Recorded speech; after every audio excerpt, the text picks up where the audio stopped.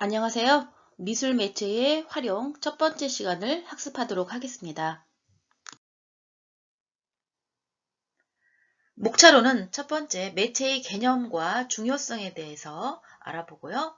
두 번째 미술 매체의 특성에 대해서 각각 학습을 하도록 하겠습니다. 세 번째로 매체의 종류 및 특징, 그리기, 그리고 조소에 대해서 오늘은 학습을 하도록 하겠습니다. 첫 번째, 매체의 개념과 중요성에 대해서 알아보도록 하겠습니다. 자, 매체란 라틴어로 미디엄에서 유래된 사이의 의미로 두 객체 사이를 이어주는 역할을 통해서 목표를 이루도록 해주는 그런 수단입니다. 그래서 우리가 교육을 위해서 우리가 매체로 미술을 활용하고 또 미술 치료 같은 경우에는 상담을 좀 어떤 촉진하기 위해서 이런 미술 매체가 상당히 효과적이라고 볼 수가 있죠. 그래서 미술 치료에서 매체는 회화나 조소, 판화, 공예 등을 통한 표현의 수단 또는 수단에 쓰이는 재료와 표현의 방식을 총칭해서 말하고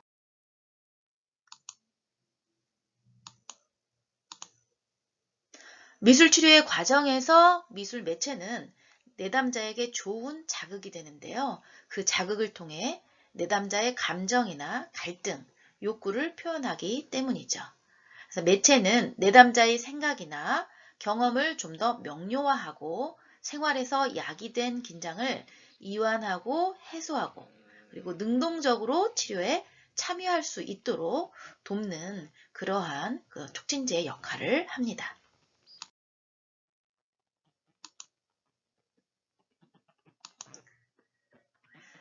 자, 미술 매체의 특성을 살펴보도록 하겠습니다.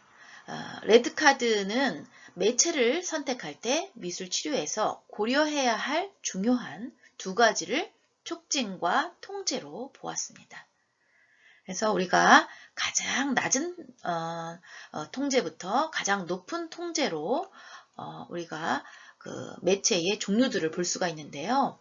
그래서 가장 낮은 통제로는 젖은 점토, 그리고 수채화 물감, 부드러운 점토부터 이렇게 시작을 하죠. 그리고 가장 높은 통제로는 연필이 가장 높은 통제라고 생각을 하시면 됩니다. 그래서 연필, 볼펜 해당이 되겠죠. 그리고 색연필, 마커펜 이 과정으로 우리가 가장 높은 통제를 이룬다. 매체에서 이렇게 생각을 하시면 됩니다.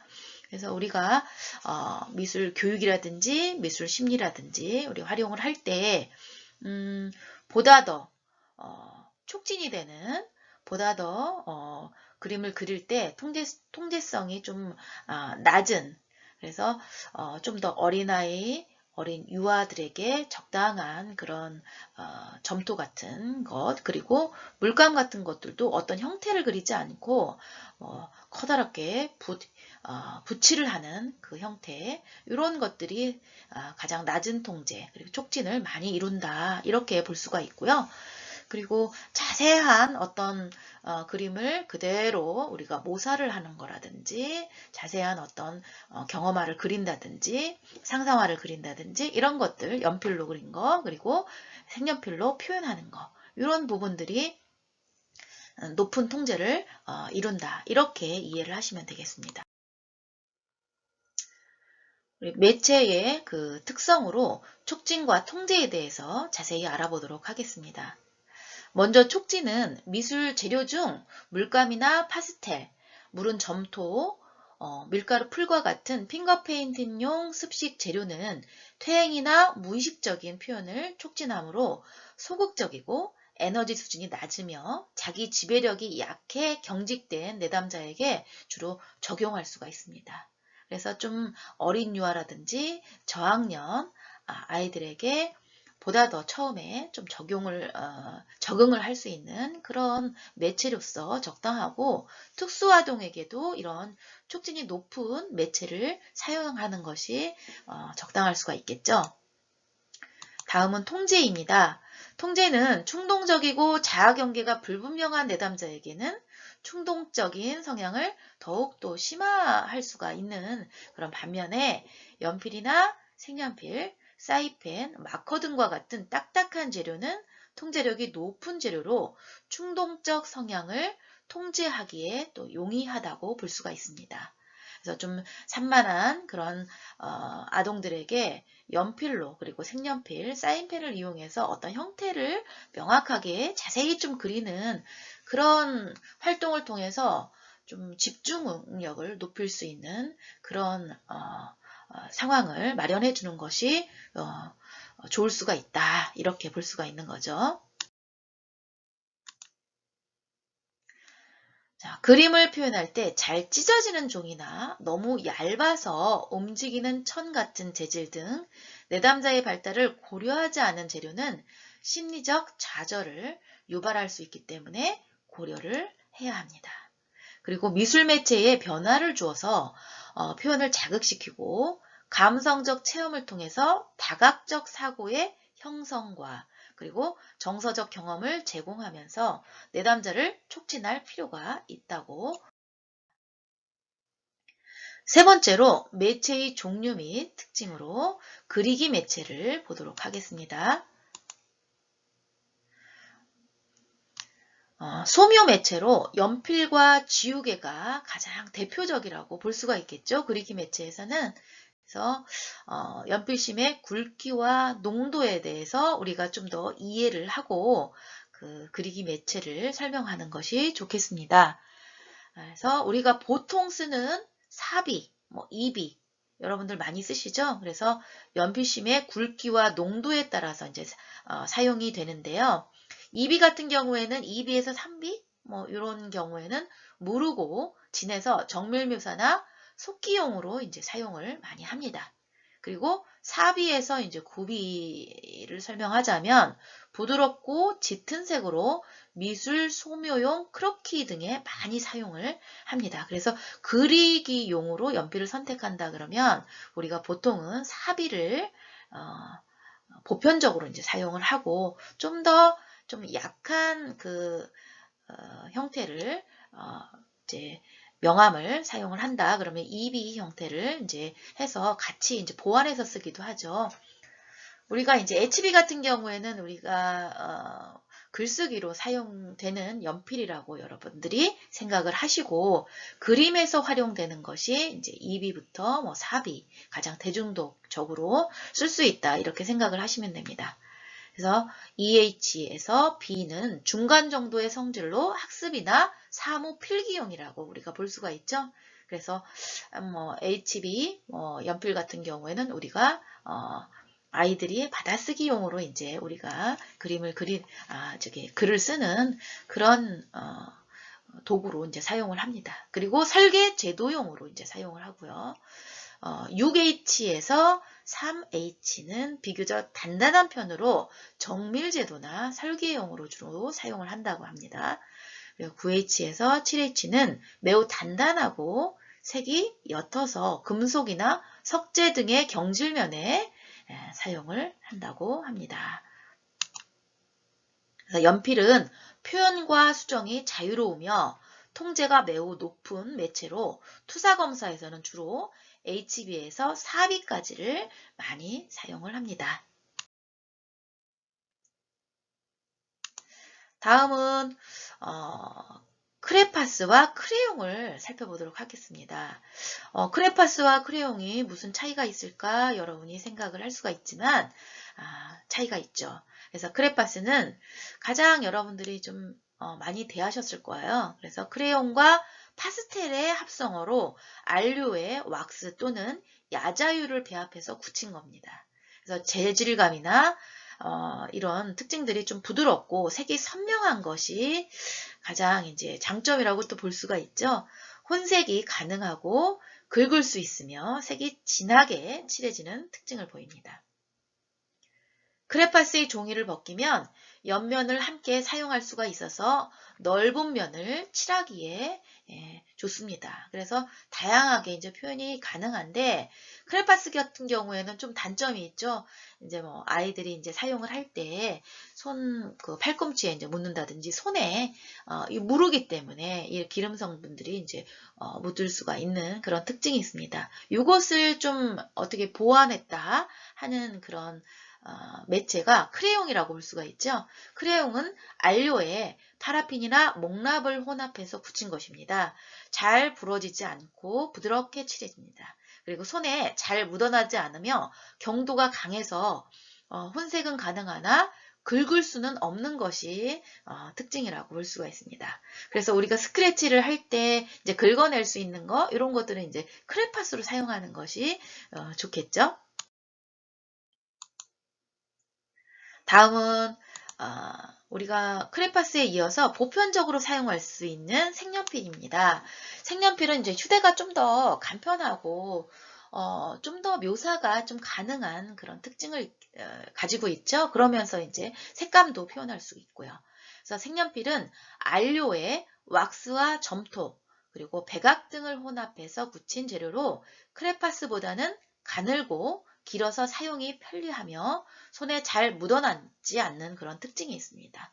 그리고 색연필은 연필처럼 구조적이며 통제가 높은 재료지만 어렸을 때부터 많이 접해본 친숙한 재료이기 때문에 긴장을 완화시키는 그런 효과가 있습니다.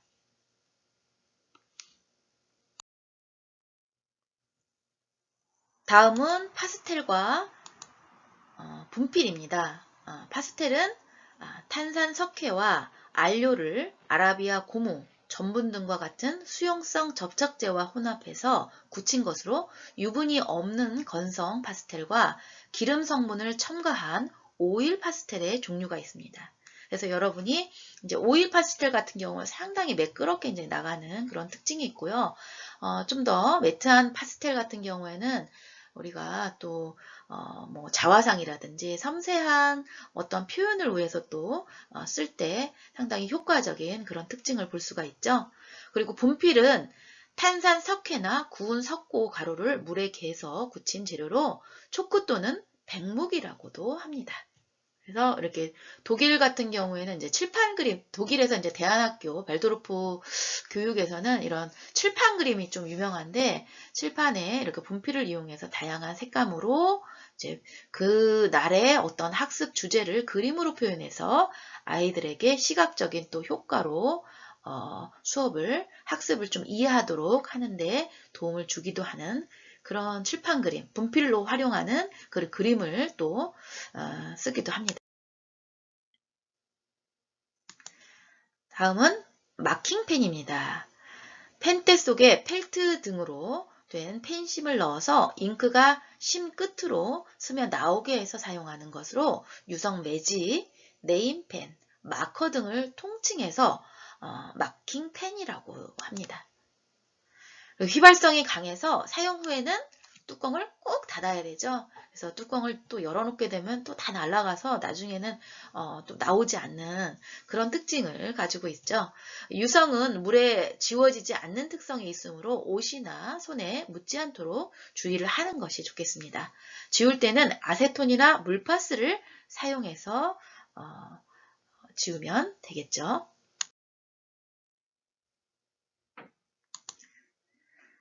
다음은 이제 파스넷 그리고 목탄, 붓펜 등을 알아보도록 하겠습니다. 자, 파스넷은 색감이 선명하고 부드러우며 발림성이 좋습니다. 그래서 파스넷은 크레파스보다 통제력이 약하며 위축된 내담자의 긴장을 이완하기에 좋은 매체에 해당이 되겠죠. 앞서서 우리가 매체를 설명할 때 통제와 촉진이 많이 이루어지는 그런 특성, 그리고 어떤 학생들, 어떤 내담자가 이러한 그 매체를 썼을 때 더 유용한지 설명을 드렸습니다. 파스넷 같은 경우가 촉진을 많이 이루게 되는 좀 더 이완을 위해서 이제 쓰게 되는 그런 매체 중에 하나겠죠. 그래서 파스넷은 우리가 좀 굵죠. 굵은데 좀 오일 성분, 뭐 이런 부드러운 발림성이 좋아서 아이들이 상당히 좋아하는 그런 매체 중에 하나입니다. 목탄은 버드나무나 포도나무의 가지를 연소시켜서 만든 수치예요. 그래서 수치로 섬유뿐 아니라 빻아서 문지를 수 있는 그런 재질감을 좀 표현할 수 있는 그런 매체에 속합니다. 우리가 크로키 할 때 좀 목탄으로 또 많이 사용하기도 하죠. 붓펜은 붓처럼 만든 펜으로 캘리그라피나 선묘, 크로키 등의 작업에 많이 활용이 되죠. 우리가 응용을 한번 해볼까요? 우리가 앞서서 촉진과 통제 가운데 이 붓펜 같은 경우에는 촉진을 이룰까요? 통제를 좀 많이 할까요? 자, 통제에 해당이 되겠죠? 통제를 많이 이루게 되는 뭔가 섬세하게 표현을 할 수 있는 붓펜으로 우리가 좀 더 산만한 아이들, 또 충동적인 아이들 같은 경우에는 이런 그림 형태를 통해서 아이들이 좀 집중을 요하게 하는 그런 또 그 치료 과정을 또 우리가 진행을 할 수도 있다. 이렇게 이해를 하시면 좋겠습니다. 이렇게 파스넥과 목탄 그리고 붓펜 흔히 볼 수 있는 매체 중에 하나입니다. 다음은 친근한 수채화 물감입니다. 색이 맑고 경쾌한 느낌이 나고 투명한 성질 때문에 번지기, 붉기, 데칼코마니 등 배수성의 원리를 이용한 활동 시 사용하면 좋습니다. 그래서 다음은 이제 포스터 컬러입니다. 포스터 컬러는 우리가 수채화 물감은 이제 투명 수채화 이렇게 얘기를 하는데 포스터 컬러 같은 경우는 불투명 수채화 이렇게 얘기를 합니다. 그래서 불투명한 수성 물감으로 수채화 물감과 달리 색이 선명하고 크림 상태로 되어 있어서 포스터 같은 불투명 그림이나 찍기 등 탄화 작업에 사용되기에 적당하다 볼 수가 있습니다. 그래서 물을 좀 많이 섞지 않고 포스터 물감을 좀 개어서 붓터치가 많이 보이지 않게끔 하는 것이 깔끔하게 형태를 칠하는 그런 방법이기도 하겠죠.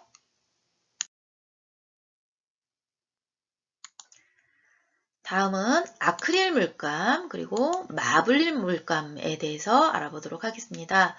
자, 아크릴 물감은 내수성과 내우성, 속 건성의 성질이 있으며 물을 많이 섞으며 수채화 물감의 효과를 그리고 원액 그대로 쓰면은 유화 물감처럼 두꺼운 그런 질감을 나타낼 수 있는 그런 장점이 있습니다.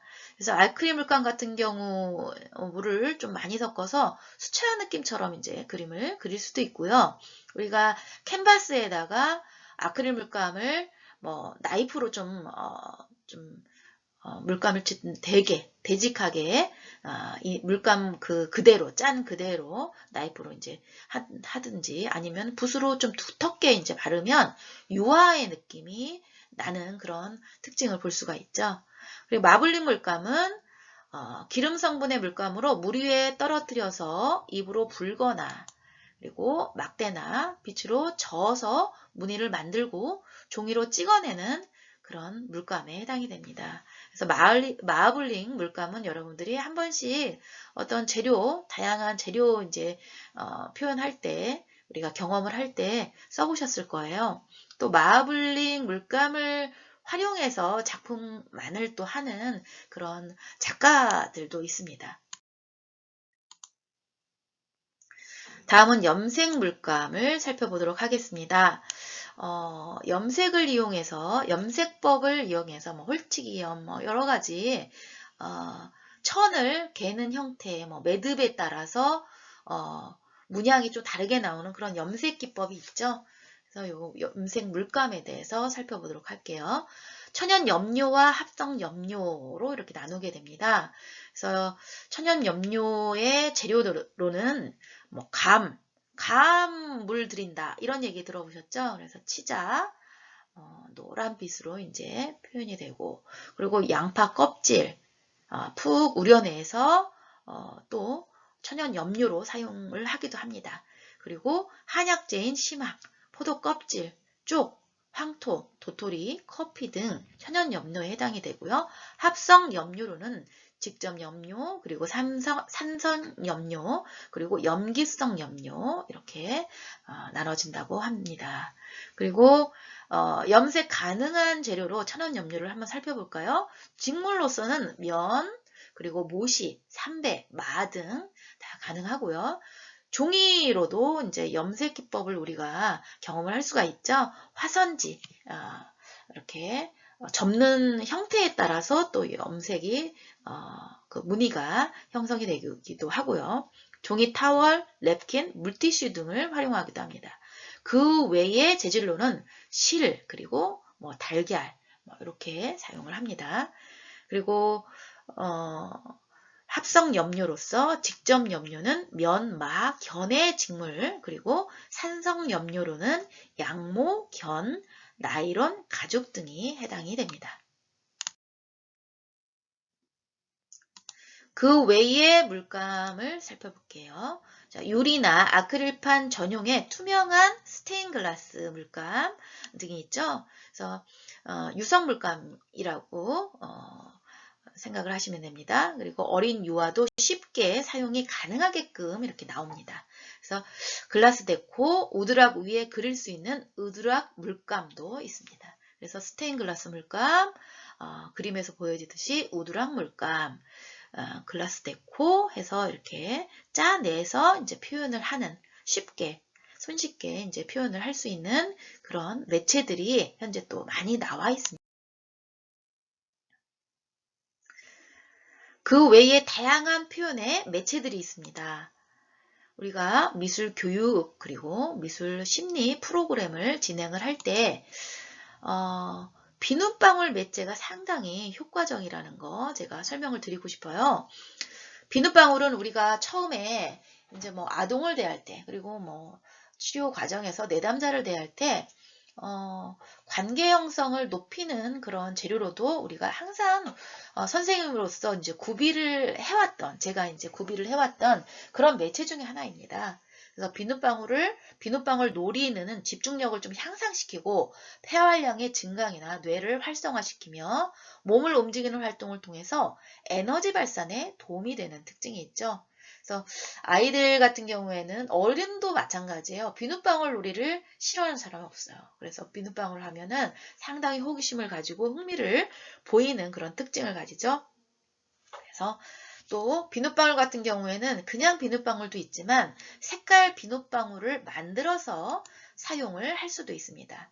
그래서 액체 세제와 물, 소량의 글리세린, 물엿, 색소나 물감을 섞어서 하루 정도 숙성해서 사용하면 방울이 빨리 터지지 않고 바로 사용할 때는 세제와 물감만 섞어서 사용할 수가 있습니다.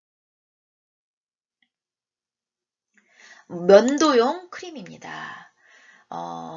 우리가 이제 성인 남성들이 이제 사용하는 면도 크림 이야기하는 것입니다. 그래서 면도용 크림을 우리가 미술 매체로도 활용을 할 수 있는데 그 면도용 크림은 무스 타입과 젤 타입이 있죠. 그래서 가볍고 부드러운 촉감이 가장 대표적인데 이제 보통 무스 타입을 많이 활용을 했던 것 같아요. 그래서 무스 타입 같은 경우에는 좀 어린 유아들이 또 라포 형성할 때 우리가 촉진을 돋우는 그런 아까 촉진과 통제를 얘기할 때 촉진을 좀 극대화시킬 수 있는 매체 중에 하나라서 미술 매체를 좀 더 긍정적이게 우리가 시작을 할 수 있는 매체 중에 또 하나입니다.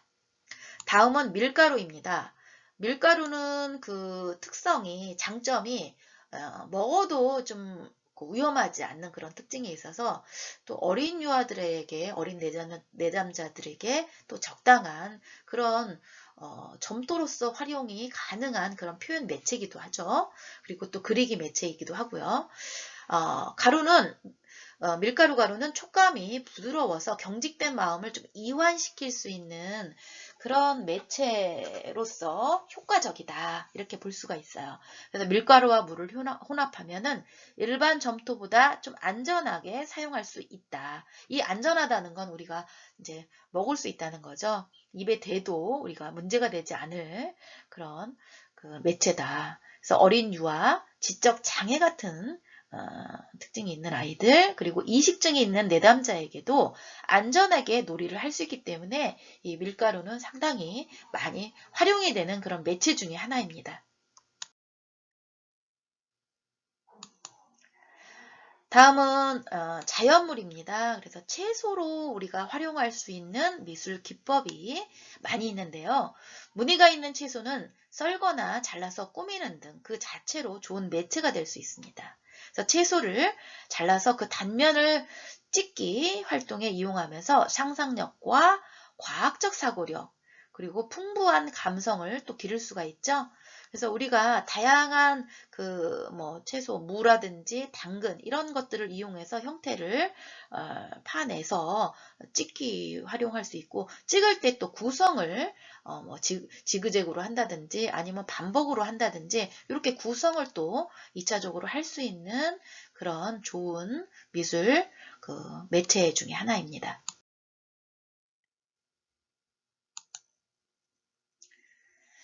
다음으로는 이제 석고를 한번 보도록 할까요? 석고를 건성유로 반죽한 건축용 재료 퍼티의 하나인 핸디코트는, 핸디코트 혹시 들어보셨어요?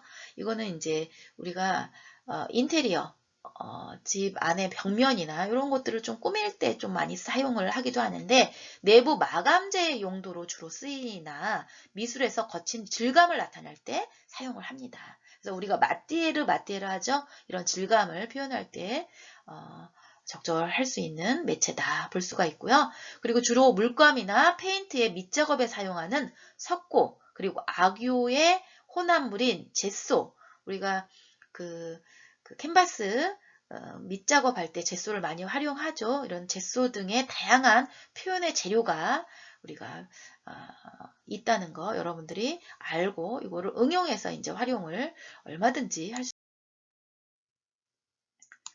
두 번째로 이제 조소 매체입니다.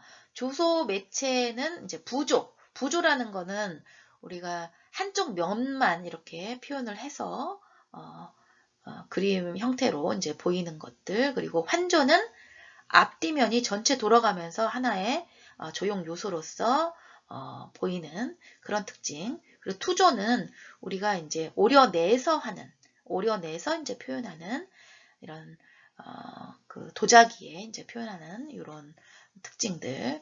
그리고 선조라는 이런 작품 같은 경우에 선을 이용해서 형태를 이제 선을 얇은 선으로 이제 표현하는 그런 기법들 해서 조소 매체로 할 수 있는 것들이 이렇게 다양하게 표현을 할 수가 있죠. 첫 번째로 가장 대표적인 것이 점토입니다. 점토는 표현 기법이 다양한데 치기, 수분이 골고루 분포하도록 점토를 상하 좌우로 들었다 내리치는 거, 그리고 굴리기가 있죠. 그래서 굴려서 떡가래처럼 길게 표현을 해서 우리가 코올링 기법이라고 하죠. 공예 기법 가운데 이렇게 쌓아 올리는 그런 기법으로도 활용이 가능하고, 판 만들기, 손바닥으로 때리거나 점토형 밀대로 좀 밀어가지고 판을 만들어서 우리가 그대로 이제 오려내서 이제 표현하기도 하고요. 나누기가 있습니다. 점토를 두 덩어리 또는 여러 덩어리로 나누어서 이제 뭉쳐서 활용하는 표현 기법 등이 점토에서 이제 첫 번째 흑점토를 보도록 할까요? 자, 흑점토는 가장 자연적인 재료로 감각을 예민하게 하고 만지는 대로 반응이 나타나므로 내담자의 생각이나 감정을 구조화 또는 비구조화 시키는 데 도움이 될 수가 있습니다. 그래서 점토하면 우리가 자연물로서 흔히 대하는 흙, 우리가 흙놀이 하면서 우리가 모래놀이라든지 상당히 마음을 안정화시키는 그런 매체로서 많이 알려져 있습니다. 그리고 컬러 점토가 있죠. 무독성인 인조 점토로서 가볍고 접착력이 좋으며 혼색이 자유롭다. 그래서 요즘은 이런 점토를 많이 활용하기 때문에 천사토를 포함해서 많은 점토들이 나와 있습니다. 지점토, 가장 대표적이죠. 흑점토와 같은 속성을 지니고 있는 종이점토로 접착력이 좋고 마른 후에 부서짐이 없어서 보관이 용이한 그런 매체에 속하죠. 그 외의 점토로는 이제 가면 만들기에 많이 활용하는 종이죽, 그리고 밀랍과 전분, 오일 성분이 함유되어서 굳지 않고 재사용이 가능한 그런 유토 등입니다.